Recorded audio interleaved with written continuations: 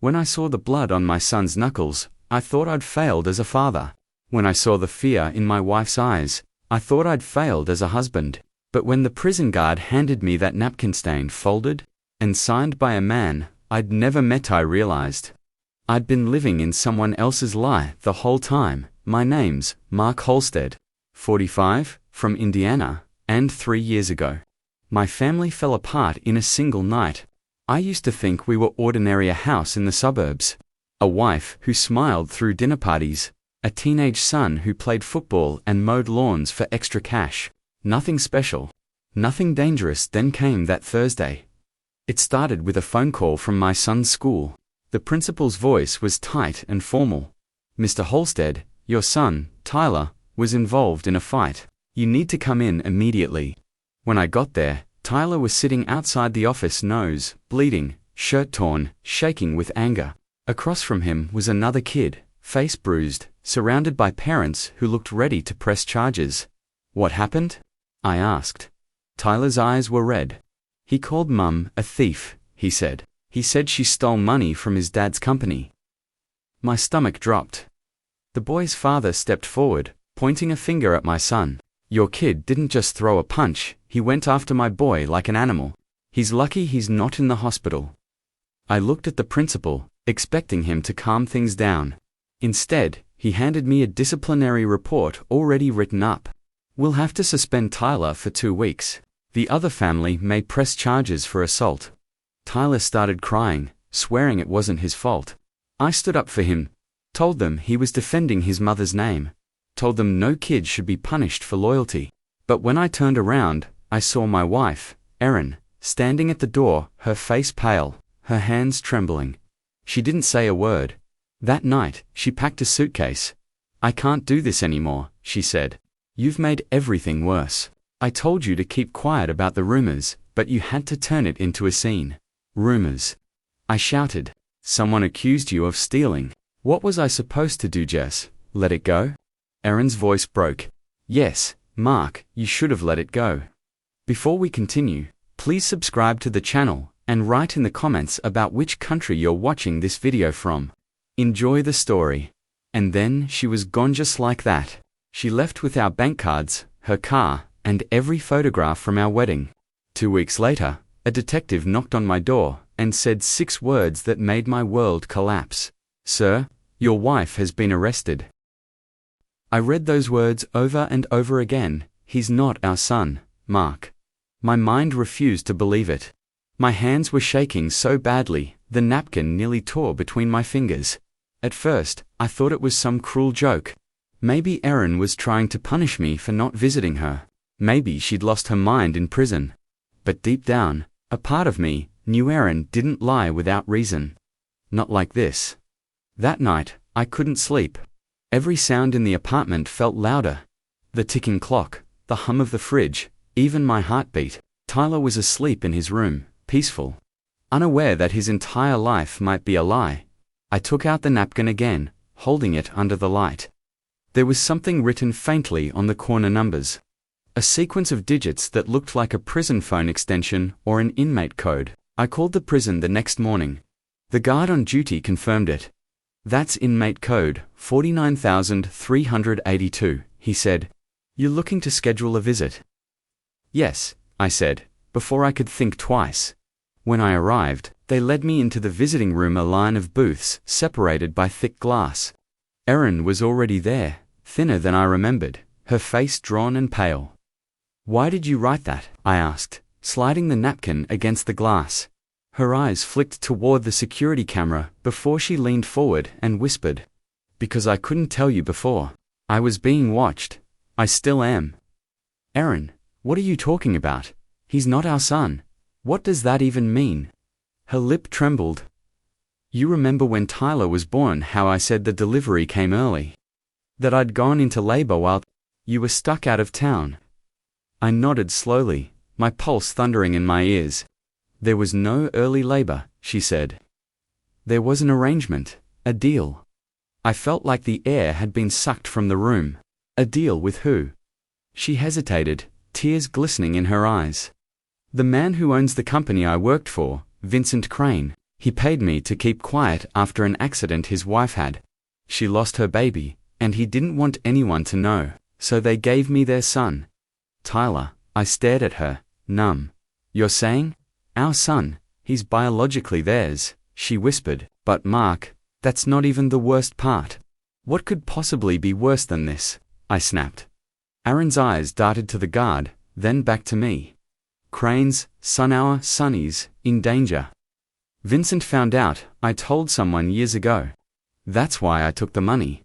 That's why I went to prison. He's making it look like I stole from him, but he's cleaning up his mess. She pressed her hand to the glass. You have to protect Tyler, Mark, before it's too late. When I left the prison that day, my hands were gripping the steering wheel so tightly they ached. My wife had just told me that my son, the boy I'd raised for 16 years, wasn't mine. But the part that haunted me most wasn't that revelation. It was her last words. You have to protect him, Mark, before it's too late. For days, I tried to make sense of it. I looked at Tyler and saw the same freckles, the same stubborn jawline, but I couldn't shake the doubt. I started watching him differently. Every smile, every word, every habitat, all felt like evidence of someone else's story written inside my home. One night, after he went to bed, I pulled out an old photo album. There was a picture from his 3rd birthday, me, Aaron, and Tyler blowing out candles. Standing just behind us, partly out of frame, was Vincent Crane, Aaron's old boss. I hadn't even noticed him before. He was watching us, not smiling, not celebrating, just watching. That same night, I started digging. I searched Vincent's company, Crane and Associates, and the more I read, the worse it got. Corporate fraud, tax evasion, multiple lawsuits, Saul quietly settled. But one article buried deep in the archives made my blood run cold. Prominent businessman's wife dies in tragic crash, no children survive. The date matched Tyler's birth certificate. I called the hospital where Tyler had been born. The nurse on duty that night was long retired, but when I tracked her down, she hesitated after I gave her my name. Halstead, she repeated. You were the husband, right? The one who wasn't there when the baby came. Yes, I said. Why? Her voice lowered. I remember, because something about that birth didn't sit right. The hospital records were sealed by corporate requests 2 days later. I never understood why. The next day, I went to the county clerk's office to pull the records myself, but when I asked for Tyler's file, the clerk frowned. Sorry, sir. That file's been restricted by court order. Private custody arrangement. Custody arrangement? That's when I knew Aaron had been telling the truth. That evening, as I drove home, headlights filled my rearview mirror. I turned down a side road, and the car behind me did the same. My heart pounded. I sped up. It sped up too. Finally, I pulled into a gas station, grabbed Tyler's picture from my wallet, and ducked inside. When I looked back, the black SUV that had been tailing me stopped at the curb for a few seconds, then drove off into the dark. The next morning, a letter was slipped under my door. No return address. Just one line written in neat handwriting. You're asking the wrong questions, Mark. Leave it alone. But I couldn't leave it alone. Because by then, I'd made up my mind if someone wanted Tyler that badly, I had to find out why. After that anonymous warning, I didn't sleep for days. Every noise outside the apartment made me flinch. Every unfamiliar car that slowed near our street felt like a threat. But the fear wasn't for me. It was for Tyler, the boy I had raised. The boy who might not share my blood, but still called me Dad. I knew I couldn't run forever. So, I went back to the one person who had nothing left to lose. The next morning, I visited Erin again at the prison.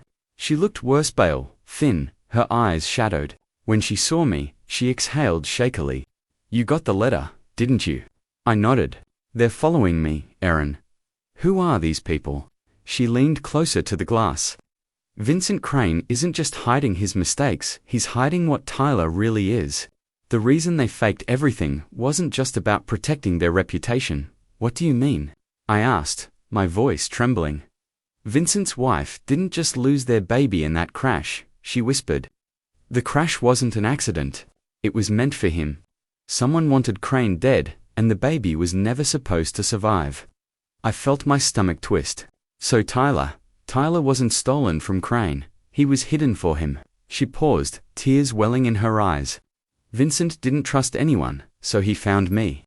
I'd worked for him for years. He offered me a fortune to disappear, to raise the boy as my own.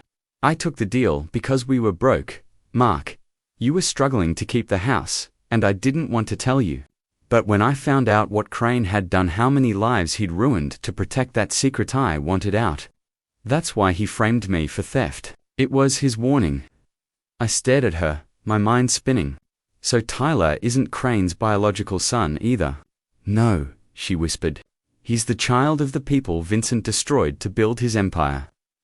Before I could say another word, a guard rushed in and told me the visit was over. Erin pressed her hand to the glass. Mark, listen to me. You have to go to the authorities.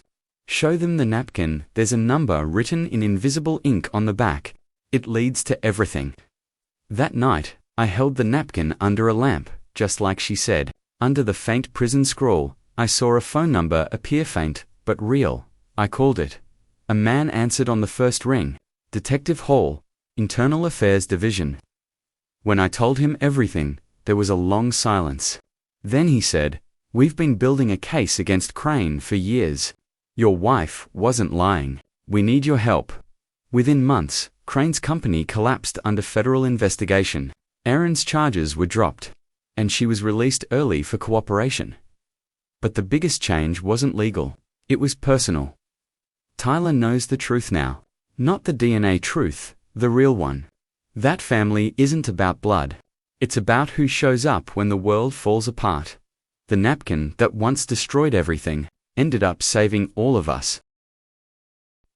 The detective's words rang in my ears like a gunshot. Your wife has been arrested. I stood there on the porch, gripping the doorknob, waiting for him to laugh and tell me it was some kind of mistake. But his face stayed hard. Serious. What for? I finally asked. He handed me a folded warrant. Embezzlement. She's being held at the county jail. You might want to call a lawyer.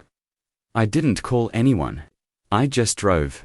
The whole way to the jail felt like a blur. The red lights, the rain, my hands gripping the steering wheel so tightly my knuckles turned white. When I got there, they made me wait in a cold white room that smelled like bleach and fear. And then she walked in, wearing an orange jumpsuit. Her wrists chained together. Erin, I whispered. She couldn't even look me in the eye. I didn't steal anything, she said softly. I just borrowed from the company account. I was going to pay it back. Borrowed, I hissed. You lost your job, Erin. You lied to me, to Tyler, to everyone. What were you thinking? She started crying, her voice shaking. I didn't know what else to do, Mark. I had to make it right. Make what right? I demanded. But she wouldn't answer. That's when it hit me. She wasn't crying because she was ashamed. She was crying because she was hiding something. The next morning, the story was all over the local news. Local accountant charged in corporate theft scheme. They said Erin had stolen almost $120,000 from the firm where she worked. I couldn't believe it. The woman I'd loved for 20 years, the woman I'd defended in front of everyone, was now the town criminal. Tyler stopped going to school. He wouldn't talk to anyone, not even me. Every time I tried, he just said, "You shouldn't have defended her." 3 weeks later, Erin took a plea deal, 5 years in prison, with early release for good behavior. I didn't go to the sentencing. I couldn't. I tried to move on. Sold the house. Moved into a small apartment. Got a new job at the auto shop. Life became smaller, quieter, duller. Then, 6 months later, I got a letter in the mail with no return address. Inside was a single napkin, the kind you'd get in a prison cafeteria. On it, written in Erin's handwriting, were 5 words that made my blood run cold. He's not our son, Mark.